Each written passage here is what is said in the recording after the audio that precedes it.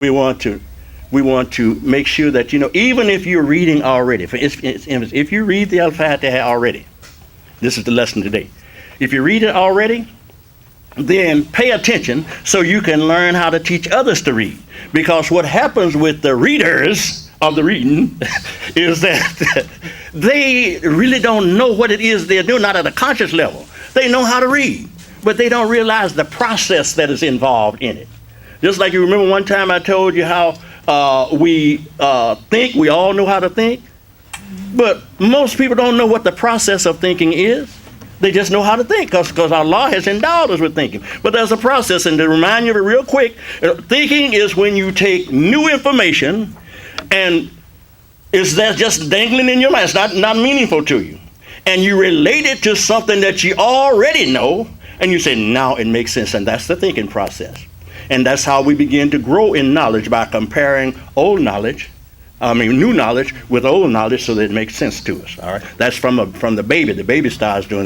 They have these experiences of you calling them by name over and over again, and finally they figure out that's me, and that's thinking. All right, so let's move fast today, because what we've done today, inshallah, is we have written what we're going to present to you on the board already. Now we're going to show you what we want you to do and what everybody does who would read these lines that we have on the board. I'll tell you what they are. As a matter of fact, I'll just show them to you as we read them.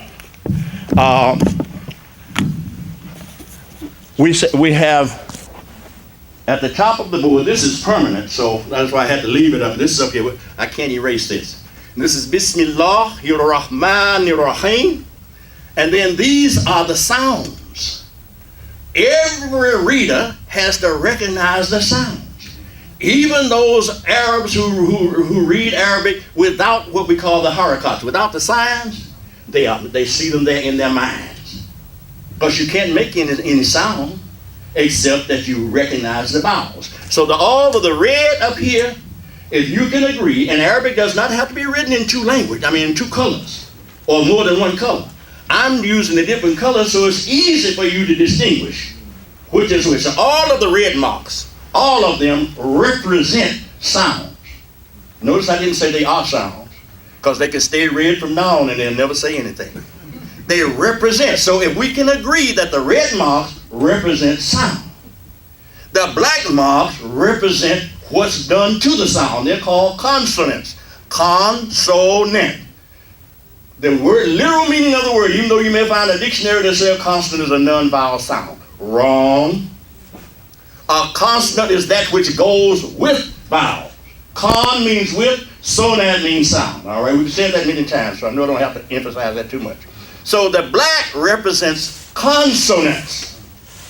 The blue represents no vowel sound. It's called, the blue marks are called sukoons, okay? So that means I didn't intend to put a vowel sign on there. So now, quickly, this, and by the way, to show you how studious I intend to be and continue to be with Brother Akbar, now what he presented today about setting up the page, inshallah, directly related to what we're doing here today, we're going to set up I have an institution that I've never mentioned to you very seldom. It's called the llmul-Muhammad Quranic Madrasa. Madrasa simply means school. So I'm going to create a page for the llmul-Muhammad Quranic Madrasa. And then all the lessons that we present here, it will be there also.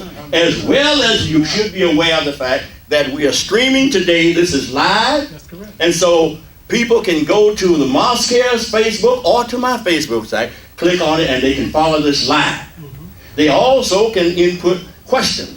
I didn't mention this, it was done like this last Sunday, but I didn't want to say it if it wasn't working too well. But it's working, all right? So also they can input questions today, and we will answer as many of them as possible. However, we do ask you, don't ask questions just to ask questions. Let them be questions that you really want to answer. But people, you ask questions for different reasons. You ask questions the number one reason should be to get information. But sometimes people ask questions to show what they know. And then sometimes people ask questions to show the teacher what he doesn't know. Yeah. So let's try to keep it in the proper perspective, all right? So here's what we're going to present today. Bismillahir Rahmanir Rahim. And then we're going to, this is, like I said, this is up here permanent, so I had to keep it up here. But even before we go to that, we would say ta'uz, which is a'udhu billahi minash shaitanir rajim. And then after that's why that would go. Then we say Alhamdulillahi Rabbil Alameen Ar-Rahmanir Rahim Maliki Yawmiddin. That's as far as we're going today. And then next lesson, inshallah, we'll go on and complete the Al-Fatiha.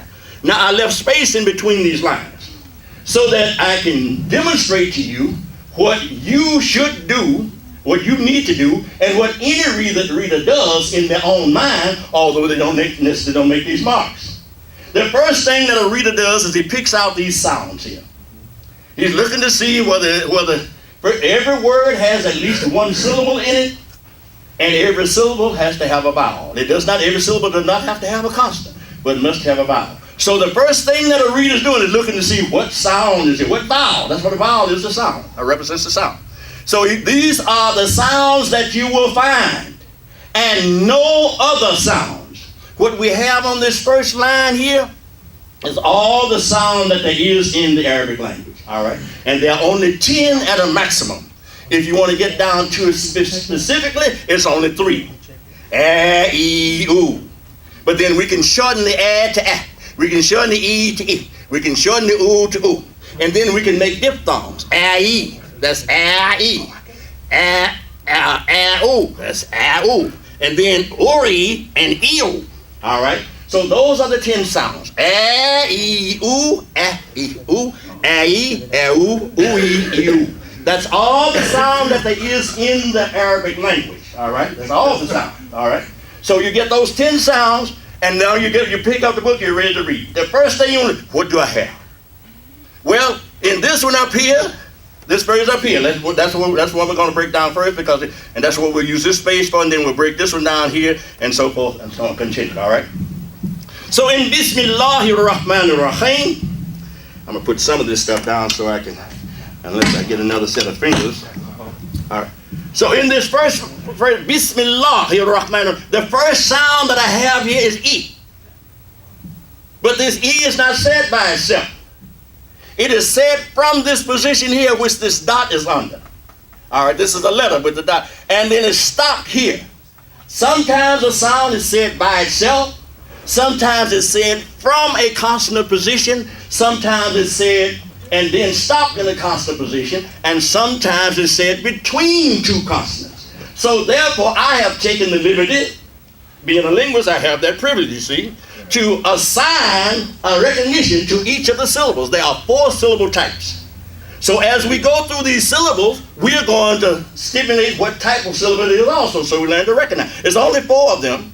This one happens to be number 4. Why? Because the sound comes between 2 consonants. Here's the first consonant here,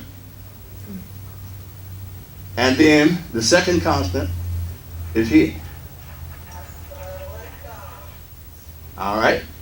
Now, the sound, what I have on the board there, you can't say anything. The most that you can do is to do this.